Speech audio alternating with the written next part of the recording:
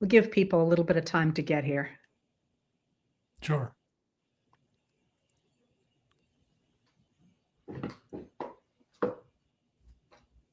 Senator King, thank you so much for being willing to come talk to me about Paul Revere's ride.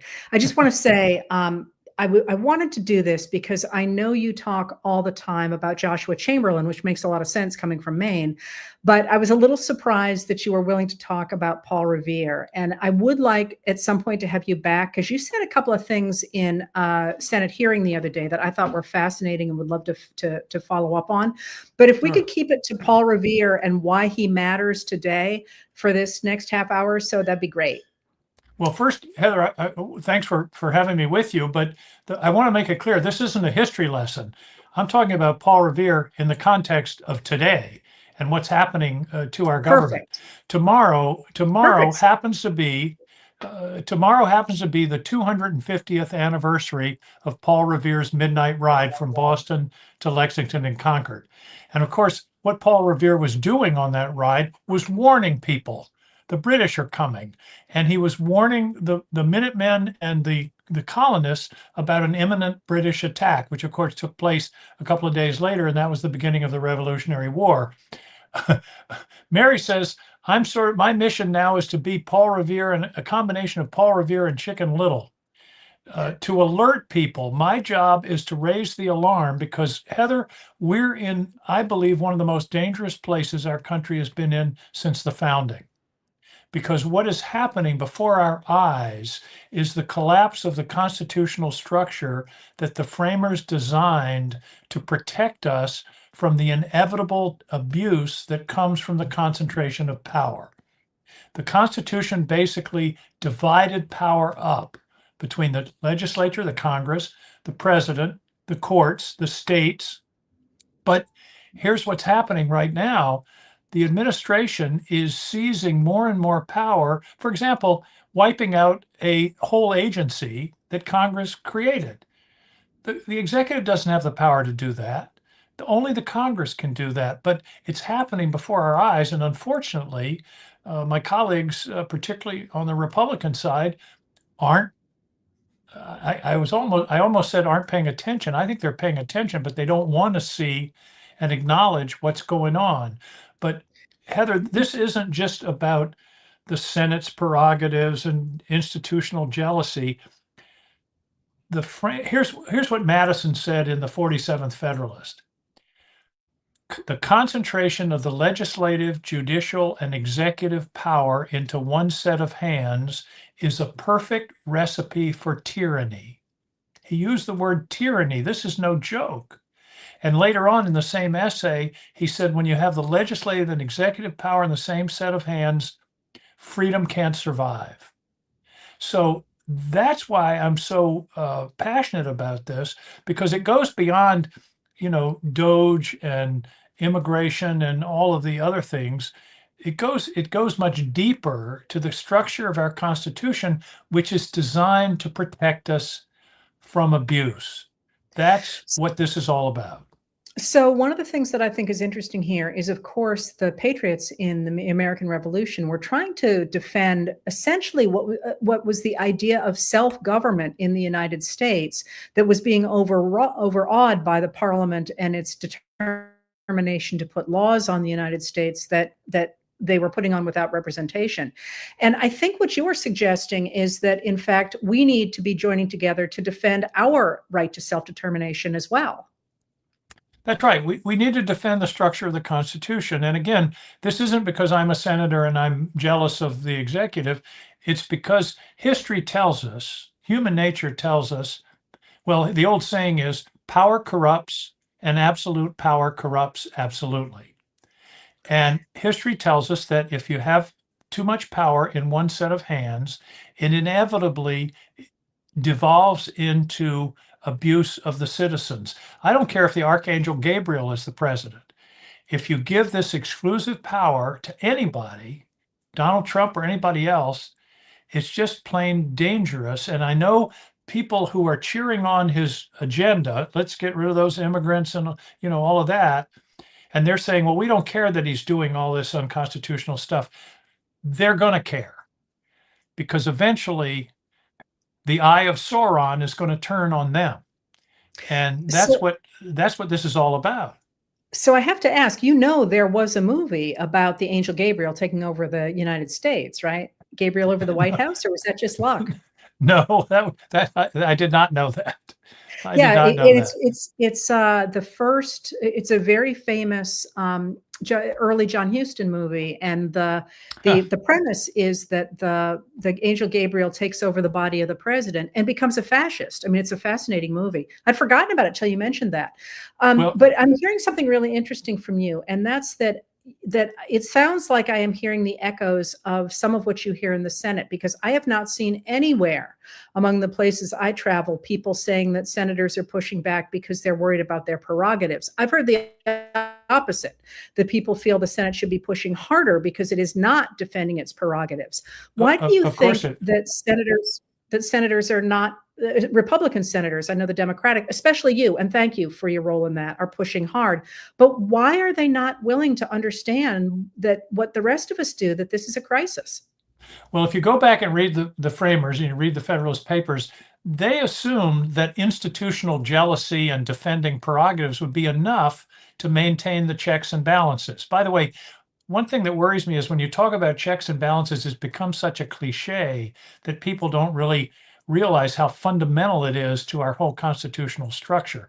But in any case, they didn't think they thought we would fight for our power.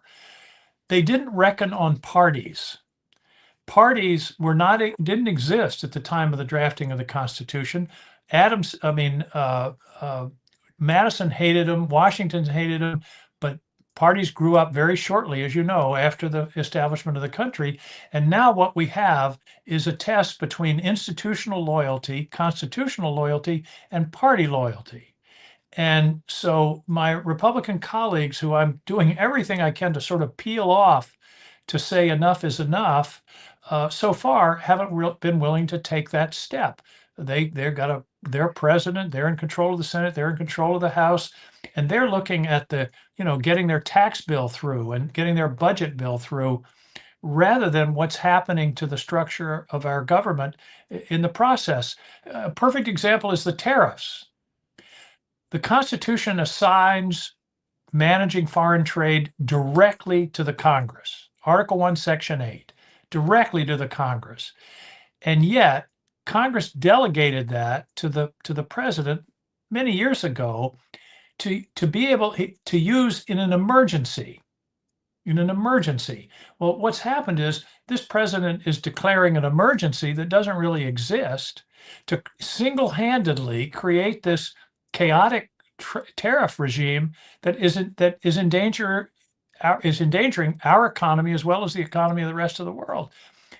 The framers knew what they were doing. They didn't want one guy making those major decisions like that. But I think the thing that really stops a lot of people is, why are they putting up with it? I mean, we can see what's happening to the economy, and we're going into tourist season, and you and I both know we're going to be hit so badly in America because of the fact people won't come to the United States any longer. Why on earth would they let the economy collapse? Are they hoping it's going to go away and somehow they'll be able to come out of the ashes? Partially that, partially, and when I talk to them, they say, well, the courts are going to take care of it. Yeah. Well, that's a cop-out, and the courts are doing pretty well so far. But the question is, let's say the courts do all the right things. Will this administration obey a court order? Right now, they're on the verge of contempt for disobeying the court order. That, by the way, the Supreme Court essentially validated 9-0. Getting 9 votes out of this Supreme Court is amazing. But let's be honest, a lot of this is about primaries, is about concern about Trump running a candidate against you in the next election. And Heather, it's gone up a notch. It used to be, if you buck us, we will primary you. Now, if you buck us, we will primary you, and Musk will pay for it. Yeah, So but it's a double-barreled threat. But he lost so badly in the Wisconsin Supreme Court race. I mean, I wondered well, if that's his mistake was going there. We're not talking about him going there. We're talking about him putting $100 million against your primary, against you in a primary.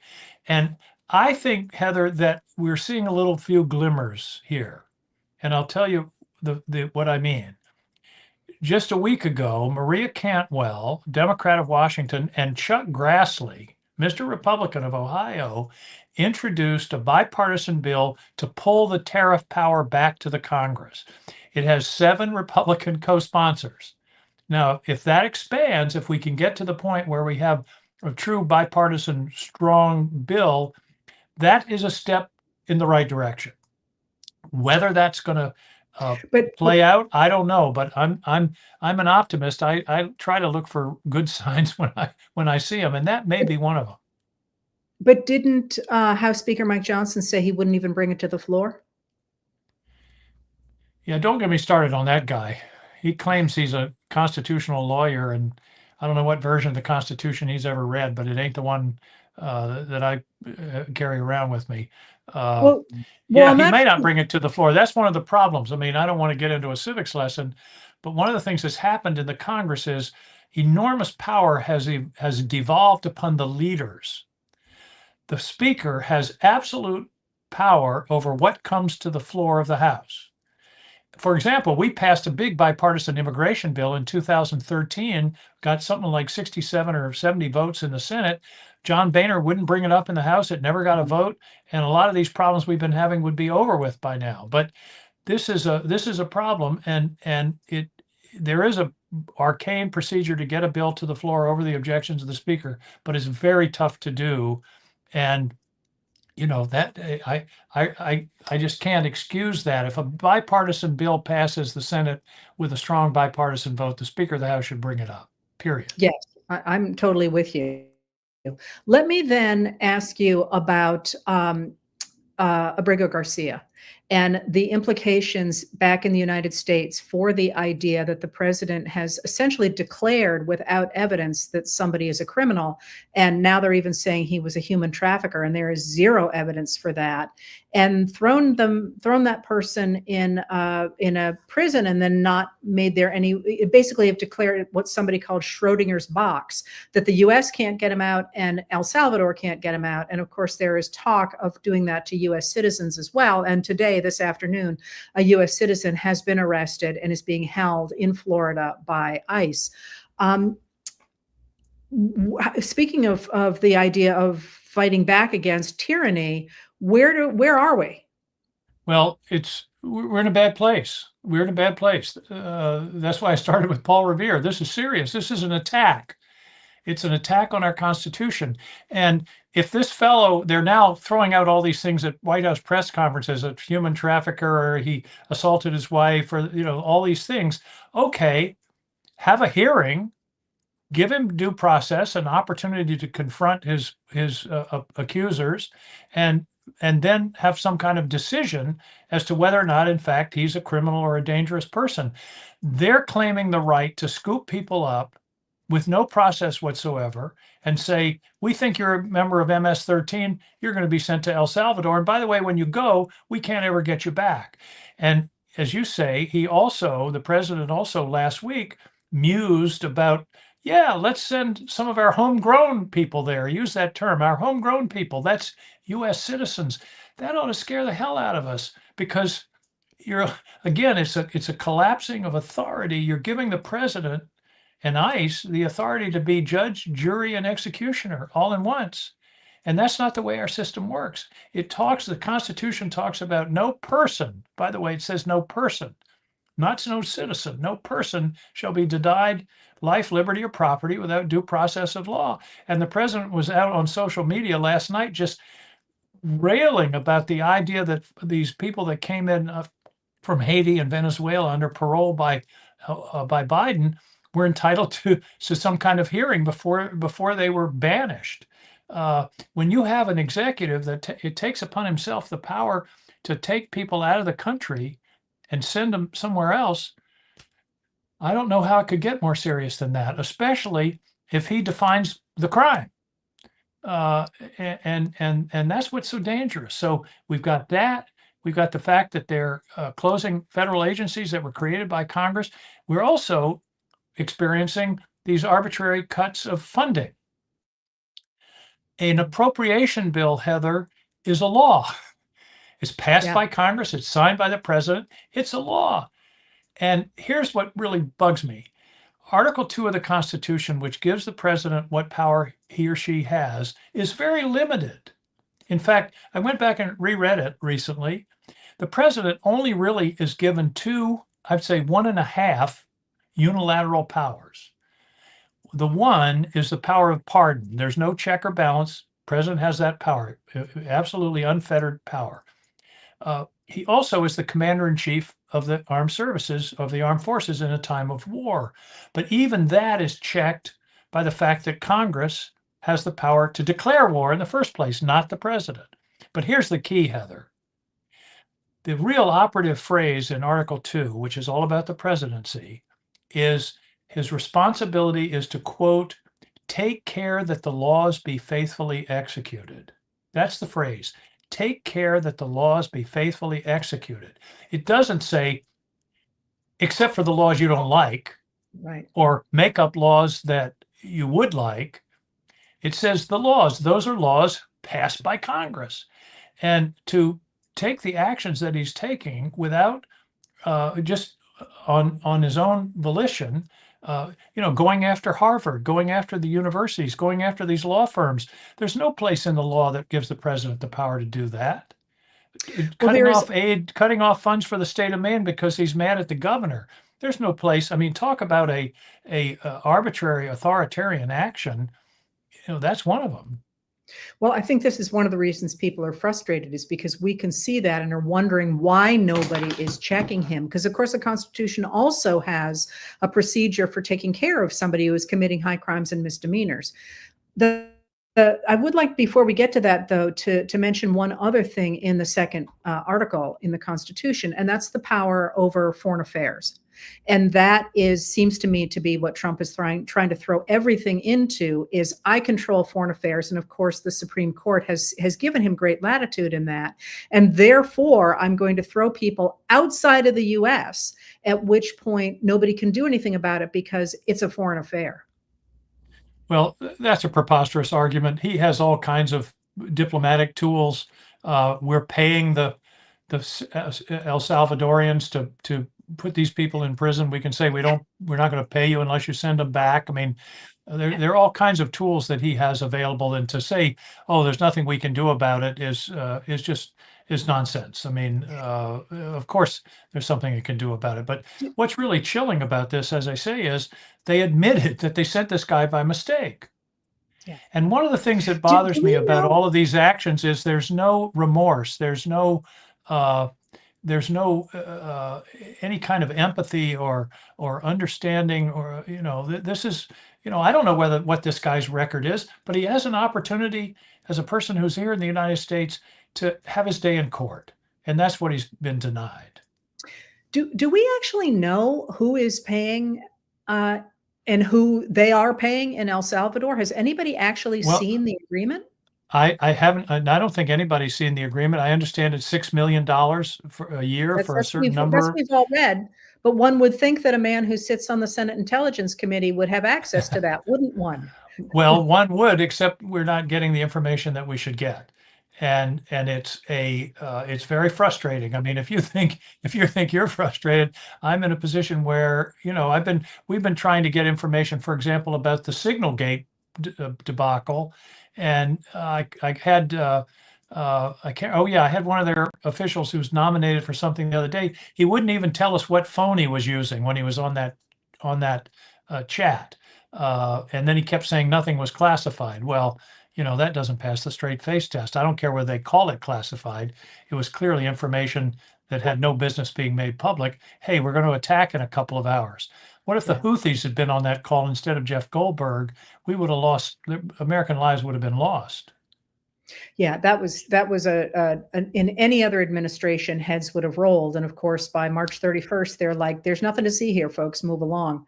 Right. But so one of the things that, as I say, I think the American people are frustrated with is the fact the courts move slowly as they are supposed to. And it does feel as if the Republicans in the House of Representatives are simply all MAGA. And I know they're not, but it certainly looks that way from outside. And I remain, when people ask me what I'm most surprised by, I say it's that the Republicans in the Senate have not stood up to defend the prerogatives of the Senate, because as you say, that's exactly what the framers expected. But there is another body in the United States that is, of course, the base of our power and the sovereignty of the nation, and that's the American people. Right. Now, if we are trying to get this ship back on course, you're giving my speech, Heather. hey, You're we're absolutely Mainers, right? We're Mainers. Yeah, We yeah. think alike on this. Honestly, and there's something to that. I think that we're the world of rights and laws and treating each other decently is not that far away in Maine. I don't think. Right. It maybe slips sometimes, but there is something to that.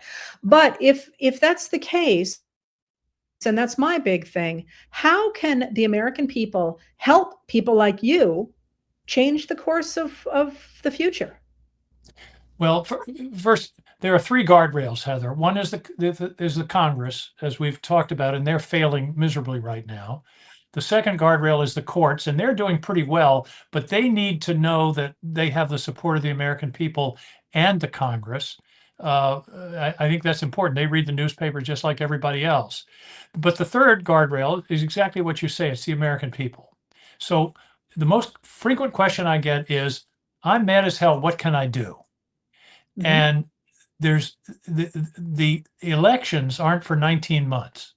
So the problem is, if we're in this much trouble in 90 days, I really worry about waiting till elections to try to make a change. People can do a couple of things. One, they can get together, they can talk to each other, they can reach out to their neighbors, they can participate in peaceful demonstrations that indicate to people like me that people want change, that they're concerned, that they want to raise this issue. They also can communicate to our offices. Believe it or not, we do pay attention to correspondence. I can't say that I read all of the 3,000 or 4,000 emails and calls that I get every week, but I do get numbers. I do get summaries of, this is what we're hearing. The ratio is 5-1 or whatever. So it does matter. So be in touch. And I know we have people that call our office every day, and that's important. And they should be doing that not only for me, but for the Republican members who now have the power. It's so frustrating. I get calls and see people, and they say, why aren't you stopping this? Do something, stop it. The problem is, it sounds like a cop-out, but we don't have the votes. And the folks who have the votes so far have just not wanted to see what's going on. I believe that the overreach is getting worse every day, and that at some point, my colleagues are going to say enough is enough, and we've got to step up here. Now, again, maybe I'm just being an optimist, but that's the final guardrail is the public putting pressure on people in Congress to do their job.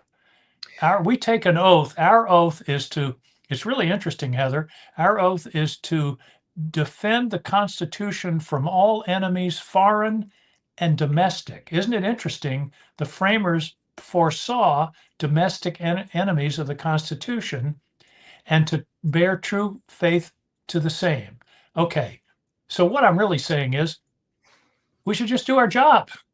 Our job, our sacred job, is to defend the Constitution, and that's what. And I say sacred because we have to take an oath, and that's what's not happening right now. Um, And I believe, I'm hoping that the dam is going to break at some point in the next, I don't know, week, 2 weeks, month, that people are going to say in Congress, enough is enough. We're not going to put up with this.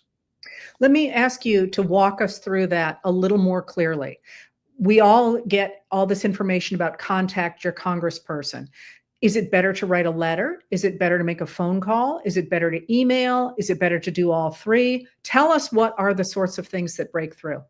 I think email is probably the best. Physical letters. I mean, basically, as I say, and I can't speak for other offices, but what I get is analysis of what's coming in. And by the way, we try to answer every single piece of correspondence.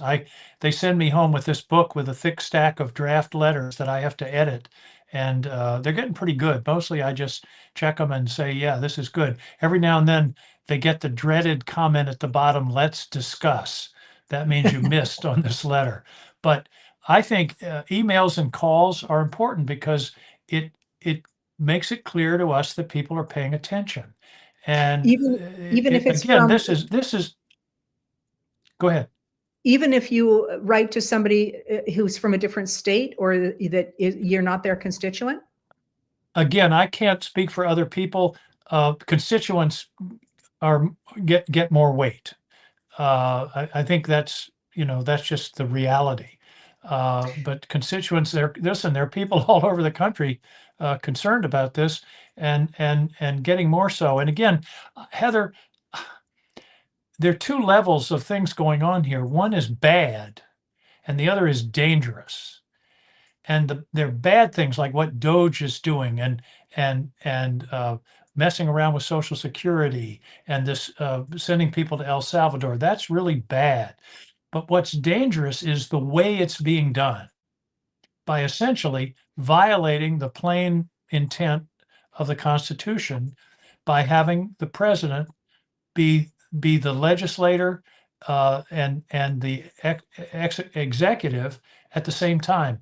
That's a recipe for the loss of our freedom.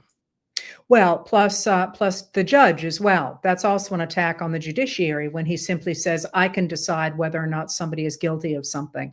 You're right. You're talking about the collapse of all the different branches of the government into one person. I'm trying to give people a way to influence Congress. Because my big thing when I talk about this is how to influence public opinion. You have an insight into how one influences Congress. I believe it was you or somebody recently said that when you do write to your Congress people, it's good to have specifics about the things that you care about, not just Yep. I'm mad, but how this is affecting me. Well, that's a really good point, It's important Heather. to write. Stories matter. In other words, writing in to say we don't like what's going on, that's important. That'll be scored. But what really matters is I don't like what's going on because I didn't get my Social Security check this month, and I'm on a fixed income, and I can't pay my mortgage, and I'm liable to lose where I live. Or I'm a veteran and I need a medical appointment, but there's nobody there to answer the phone. That kind of thing is what breaks through with members of Congress, that their constituents are being hurt. And that's one of the reasons I think we may see some progress on this over the next 2 or 3 weeks, because the the damage that's being done is just starting to manifest itself out in the communities. Just in the last week, we've seen loss of agriculture funds that pay farmers for food to go to food banks, or cut off of school lunch funds.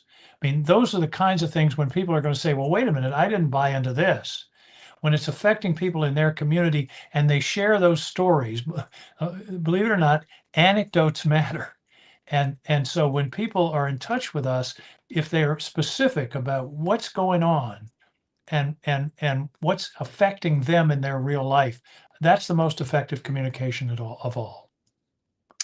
So we began this with the idea of you sort of reaching back to Paul Revere and warning people about what was coming. The regulars are coming, and they're going to take the stores of ammunition that were in Concord and pick up the Samuel Adams and John Hancock there in Lexington, and stop people from rebelling, stop them from trying to establish a system of self-government. When you think about what we want to build, I mean, clearly we want to stop what's happening, but what do you think is important for people to think about as they try and envision a world in which we're rebuilding? Because the truth is we can't go back to where we were on January 19th, 2025. We're going to have to rebuild because so much has been destroyed. What do you think about when you think of that? Well, it sounds sort of corny, but I start with the Constitution. We need to rebuild the separation of powers, and the various branches, particularly the Congress, have to take their responsibilities seriously under the Constitution. And somebody needs to inform the president that he doesn't have all power. I thought one of the most chilling things in his confrontation with Governor Mills of Maine a few weeks ago was, at one point he started to say I. He caught himself and said, "We are the law." No, he's not the law. Executive orders are not laws. They're orders to the executive branch in order how to administer the laws, but they're not laws. And the idea that he can change the law with a stroke of a pen in an executive order just isn't true. So again, I say let's go back to the Constitution, to the separation of powers, and make it clear. And hopefully the courts are going to help us in this. Make it clear what the limits are, why they're, and again, what I'm trying to get across to people is why there are limits, because it's downright dangerous. The Romans had a question, Heather, that sums up to me all the political science.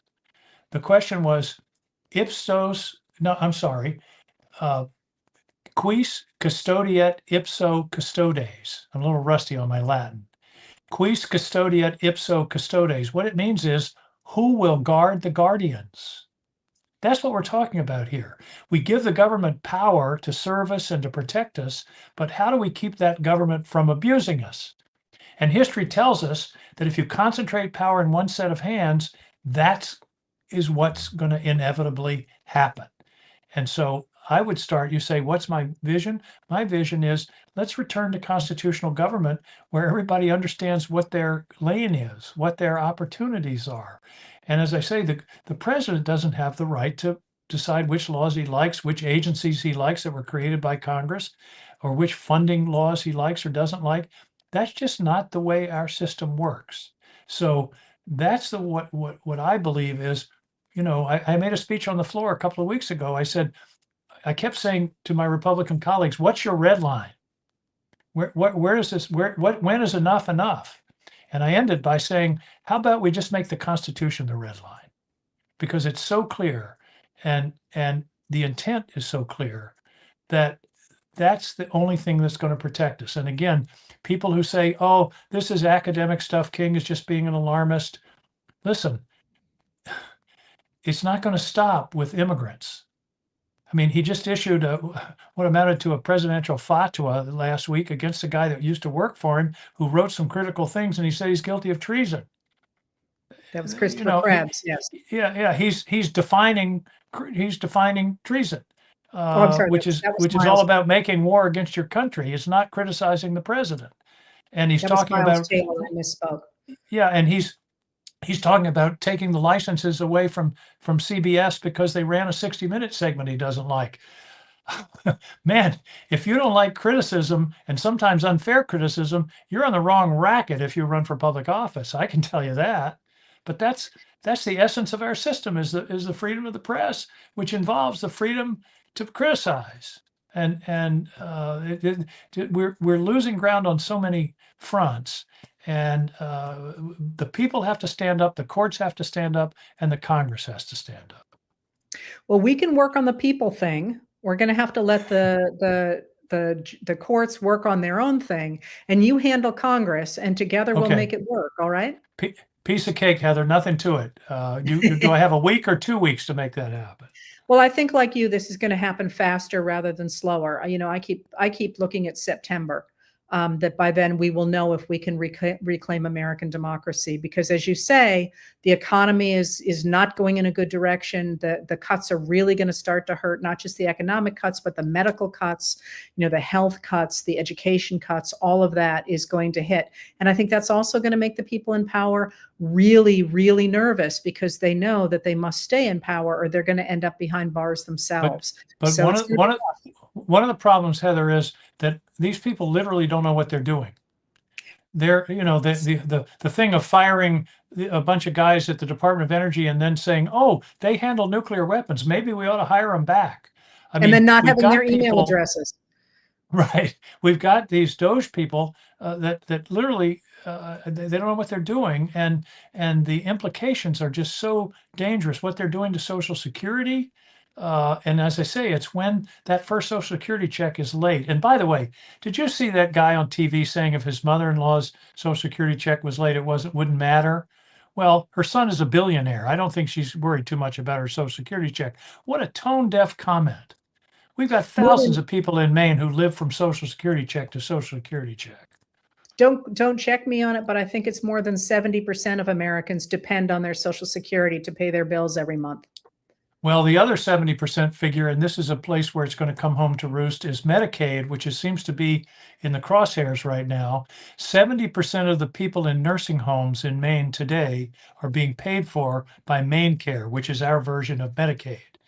And these are people, this is, your Aunt Minnie and your mother and people you're close to. And suddenly when that hits, it's going to be hell to pay, and it should be. Well, and of course, when that money comes out of them, even the people who are paying their own way or on different kinds of medical assistance will lose the facilities because the facilities won't be able to continue. We're already losing them, Heather. I'm afraid we've lost like 10 in the last 2 or 3 years, nursing homes in Maine. There are counties with only one nursing home. Yeah. And that's a whole different subject. But to get back to where we need to be, and again, reasonable people can argue about what the tariff situation should be. The question is, how do you decide that question? How do you decide about what's reasonable in deportations? You decide it in the form that the Constitution defines for that purpose, which is the Congress. And we Yes. should be making those decisions, not delegating them. And by the way, a lot of the powers that this president is abusing, in my view, is because Congress basically copped out of their responsibility years ago, like on trade, by delegating to the executive. It's right in the Constitution. Our job is trade. Our job is commerce among nations. But then to defend the Congress, they said, well, it can only be in an emergency. But this guy defines emergency, as whatever he wants. Why did Congress walk away from so much power? And I would agree with you that they have, absolutely. Even the whole idea that we have omnibus bills to pass everything rather than actually talking about bills. I think part of it is human nature to avoid tough votes, to shove it Huh. off, to somebody else. We don't really have to do this. We'll let somebody else do it. It's like my friends who say, we don't need to fight the president now. We're just going to have the courts do it. That's the path of least resistance. And again, members of Congress are just people. Human nature is, if you can avoid a difficult decision, you will. For example, remember I talked about the war power? Congress is very specifically delegated the power to declare war. The last time Congress declared war? I do, but probably nobody else does. 1942. Yeah. None of the conflicts we've been in since then has Congress declared war. Why? Well, Congress, we'll let the president handle that, and we'll pass these authorizations, but it's not really a declaration of war. And as I say, a lot of what's going on here is not necessarily usurpation of power by the president, although that's happening now, as it is abdication by the Congress. And it's one thing, if you're dealing with smaller items, but right now we're dealing with the heart of our country, with the heart of our governmental system that served us well and kept us free for almost over 200 years. And we've just got to fight to get it back. So, one last question for you. We've talked about writing to Congress people about what people are upset about. Is it valuable to also write to the people who are standing up to thank them? The answer is yes, because when you're taking a lot of heat, it helps to have people say, "Hey, we understand what you're doing and appreciate it," and it really does mean a lot. Whether you're at the grocery store or at a ball game or in correspondence, if you got people that are stepping up, tell them, because they need that reassurance, because sometimes among our colleagues in Washington, you don't get that. Let me close, Heather, by quoting my friend Cory Booker. And it goes to exactly what we've been talking about, what you were talking about. What can the people do? I love the line, and I don't know if he created it, but he used it in that 25-hour speech, which was amazing to sit there and see the work that he did that night, and to be rational for 25 hours. But what he said was, the power of the people is stronger than the people in power. Yeah. Man, oh man, that's a powerful statement, and it's one that we ought to take to heart. I'm with you 100%. Thank you for being here, Senator King, and thank you for what you are doing. And I hope you enjoy the 250th tomorrow of the ride. And thank you for being our Paul Revere. Great, Heather. Thank you. And we'll look forward to seeing you at the Blues Festival. Sounds great. See you then. Thanks. Thanks. Thanks so much, Heather. Bye-bye.